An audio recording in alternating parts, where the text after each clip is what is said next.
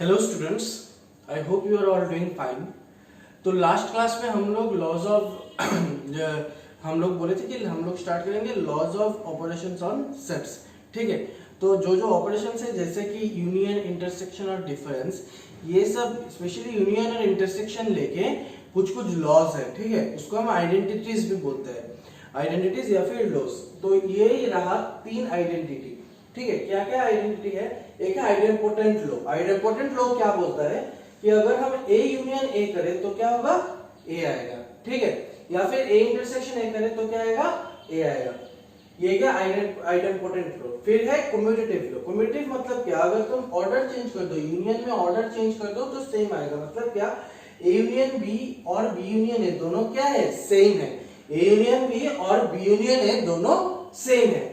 फिर क्या? A intersection B और ए बी इंटरसेक्शन ए दोनों क्या है? दोनों सेम है। ठीक है, तो अभी देखेंगे एसोसिएटिव लॉ। एसोसिएटिव लॉ क्या बोलता है कि A union B union C equals to, अगर तीन हो, ठीक है, तीन में से अगर हम पहले ये दो करें या फिर पहले ये दो करें, दोनों ही सेम होगा। ठीक है, यहाँ पर दो यूनियन है और तीन सेट्स है। तो पहले हम ये दो सेट लेके करें या फिर ये दो सेट लेके करें, ऑर्डर मैटर नहीं करता। ठीक है, ये किसमें बोलता है? एसोसिएटिव लॉ बोलता है। मतलब यूनियन हम पहले ये दो करें या फिर पहले ये दो करें, कोई भी डिफरेंस नहीं होगा। इंटरसेक्शन में भी सेम, पहले ये दो करें या फिर पहले बी और सी करें, पहले ए और बी करें या फिर पहले बी और सी करें, अल्टीमेटली आंसर क्या आएगा?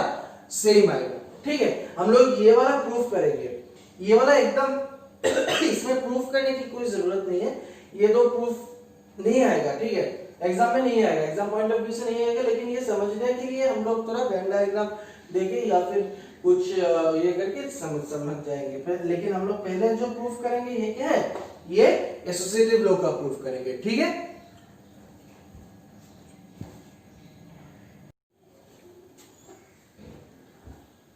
तो एसोसिएटिव लॉ प्रूफ करने से पहले हम लोग एक कैसे प्रूफ करते हैं? दो set A equal to B, A और बी दो सेट है। ठीक है, ये दो इक्वल कैसे है, ये हम लोग एक कैसे प्रूफ करते हैं ये हम लोग देखेंगे। ये प्रूफ का नाम क्या है? Analytical proof. इसको एनालिटिकल प्रूफ बोलते हैं।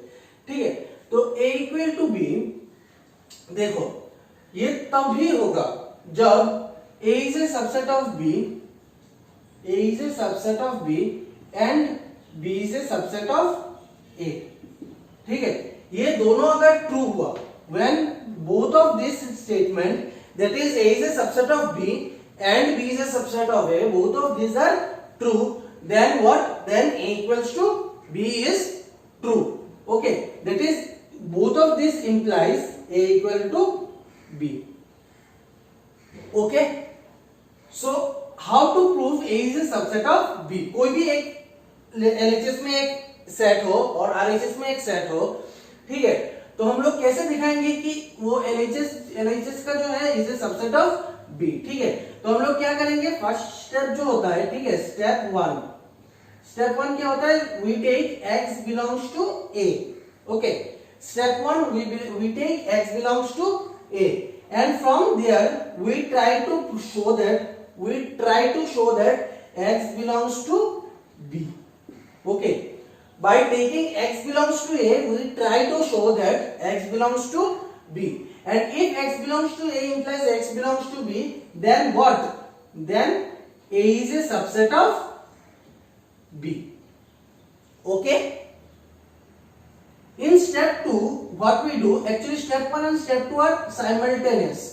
Step 1 and step 2 are simultaneous. That is, what we do is we take if x belongs to A implies x belongs to B, and simultaneously we can show that x belongs to B implies x belongs to A. That is, if this statement implies this statement, okay, we can this symbol. This is what? This is single implies. Okay, this is what? This is single implies, and this is double implies.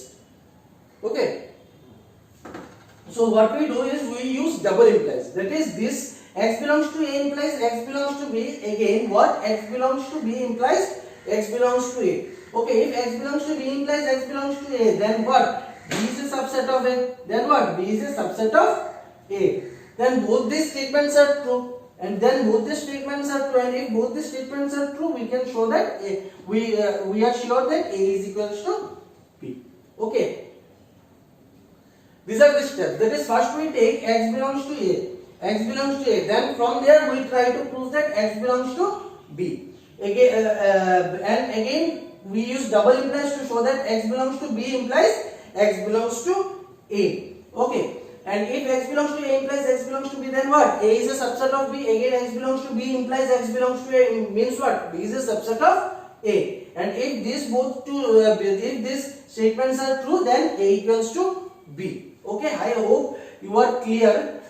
We will solve. We will prove associative law using this analytical proof method, and we will see that it is a very easy method to understand. Okay.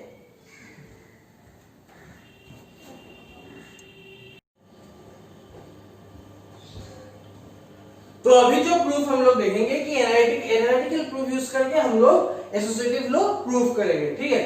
तो अभी पहला जो step है वो क्या होगा कि we have to show this is equals to this, that is we have to show this is a subset of this, again we have to show this is a subset of this, मतलब ये वाला इसका subset है, फिर ये वाला इसका subset है, ठीक है। तो ये वाला इसका सबसेट दिखाने के लिए हमको क्या लेना पड़ेगा, लेट सभी सम्स, सभी जब भी प्रूफ एनालिटिकल प्रूफ हम लोग करेंगे सभी का स्टेप सेम होगा, that is we take x belongs to ये LHS वाला टर्म, ठीक है। x बिलोंग्स टू ये LHS वाला टर्म क्या है, A union B union C, this is the LHS term. Okay, from here we can show that x belongs to A union B और x belongs to C. Why? Why? That since x belongs to A union B implies x belongs to A or x belongs to B. That is, अगर union हो तो हम लोग क्या use करेंगे, और use करेंगे। जब यूनियन हो तब हम लोग क्या यूज करेंगे, और यूज करेंगे, ठीक है।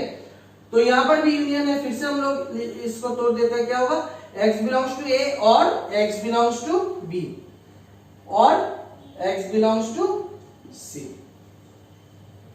ओके, अभी हम लोग यहाँ पर ब्रैकेट दे या यहाँ पर ब्रैकेट दे, कोई भी जगह पे हम लोग ब्रैकेट दे सकते हैं, तो हम लोग यहाँ पर ब्रैकेट दे देते हैं, ठीक है।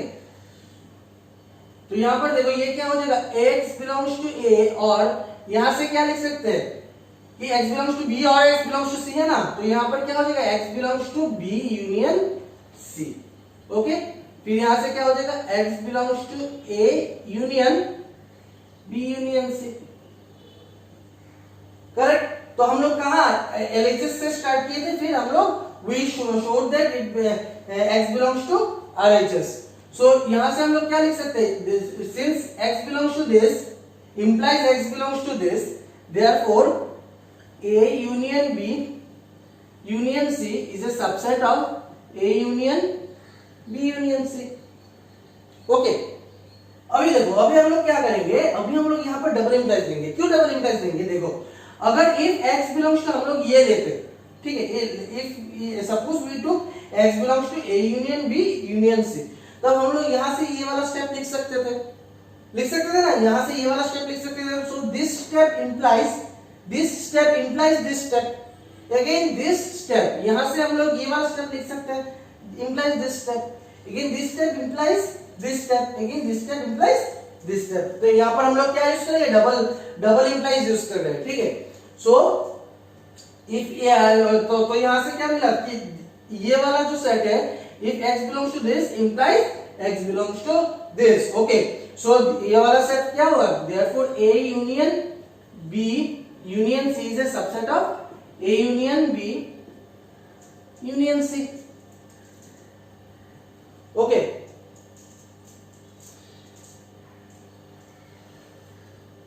तो क्या देखा हम लोग ये देखे कि ये वाला सबसेट ऑफ ये है, okay, LHS is a subset of RHS, again RHS is a subset of LHS. तो क्या होगा, ये कब होगा, जब ये दोनों सेट इक्वल होंगे। तो ये दोनों से हम लोग क्या लिख सकते हैं, इसको स्टार दे देंगे, ये दोनों को स्टार देता है, स्टार इंप्लाइज क्या होगा, A union B union C is equals to A union B union C.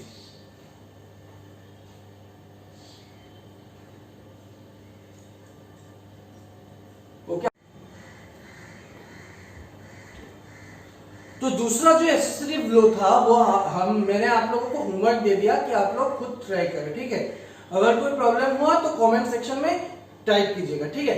तो अभी नेक्स्ट लॉ जो हम लोग पढ़ेंगे वो है डिस्ट्रीब्यूटिव लॉ।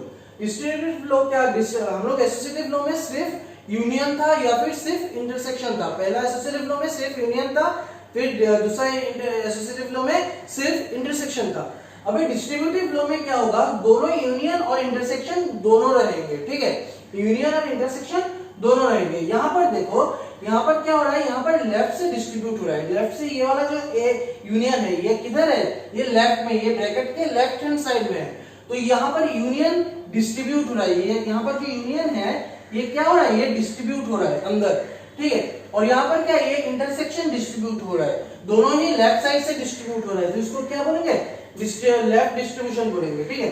तो क्या देखो क्या हो रहा है कि A union B intersection C is equals to, पहले क्या होगा, ये हम लोग ये वाला जो इंटरसेक्शन है ये बाहर आ जाएगा, ये वाला जो इंटरसेक्शन है ये बाहर आ जाएगा, और ये वाला जो यूनियन है ये अंदर चला जाएगा। ऐसे याद रखो कि जो बाहर रहता है वो अंदर चला जाता है और जो अंदर रहता है वो बाहर आ जाता है, ठीक है।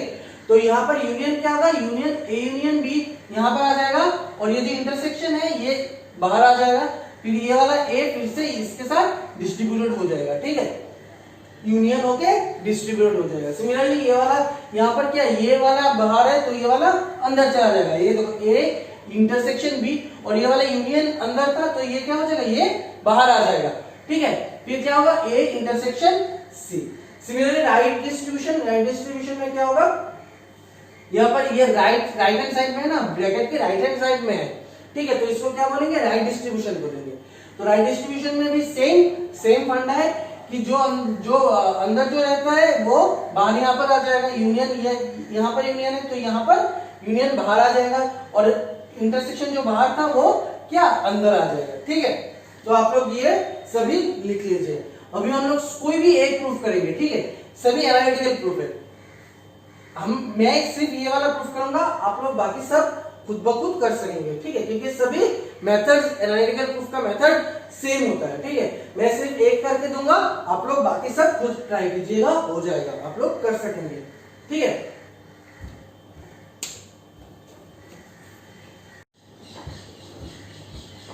तो ये भी हम लोग एनालिटिकल प्रूफ करेंगे, ठीक है।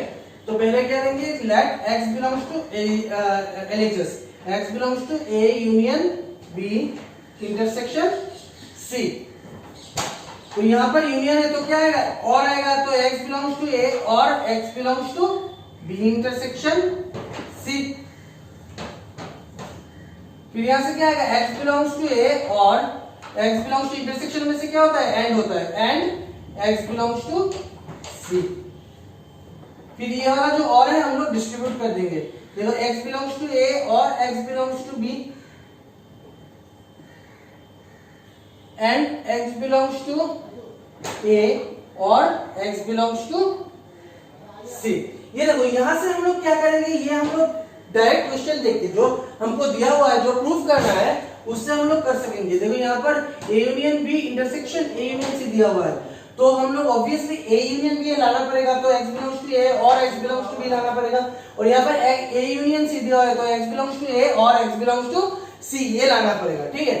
तो यहाँ से क्या होगा, x belongs to A union B and x belongs to A union C। तो यहाँ पर एंड है तो क्या हो जाएगा, इंटरसेक्शन आ जाएगा। तो x belongs to A union B intersection A union C। So this step यहाँ से हम लोग क्या इंप्लाई किए कि from x belongs to LHS we have implied that x belongs to RHS। तो ये वाला सेट क्या होगा, सबसेट ऑफ दिस हो जाएगा। तो A union B intersection C is a subset of A union B intersection A union C। फिर से हम लोग क्या इसको डबल इंप्लाइज दे सकते हैं कि this belongs to this implies, यहाँ से ये वाला इंप्लाई करेगा, फिर ये वाला से यहाँ ये वाला इंप्लाई करेगा, ये वाला इंप्लाई करेगा, ये वाला इंप्लाई करेगा। मतलब क्या, this is again and A union B intersection A union C is a subset of A union B intersection C. Okay, तो ये दोनों क्या, LHS is a subset of RHS, again RHS is a subset of LHS, तो so this so both of them implies, therefore यहां से हम लोग लिख सकते हैं, ये स्टार अगर हुआ कि स्टार implies ये वाला, ठीक है, it is A union B, star implies ये दोनों क्या है, स्टार है, कि this is a subset of this, again this is a subset of this, दोनों क्या इंप्लाई करेगा कि ये दोनों सेट क्या है, इक्वल है, it is A union B intersection C is equals to A union B intersection A union C। Okay,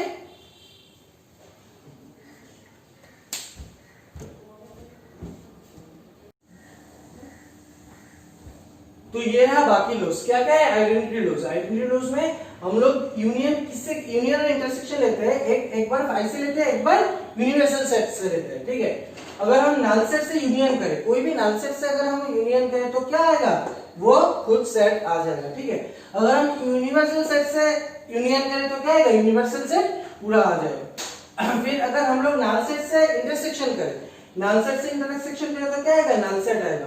फिर यूनिवर्सल सेट से अगर इंटरसेक्शन करें तो सेट ए सेट फिर से आ जाएगा, ठीक है।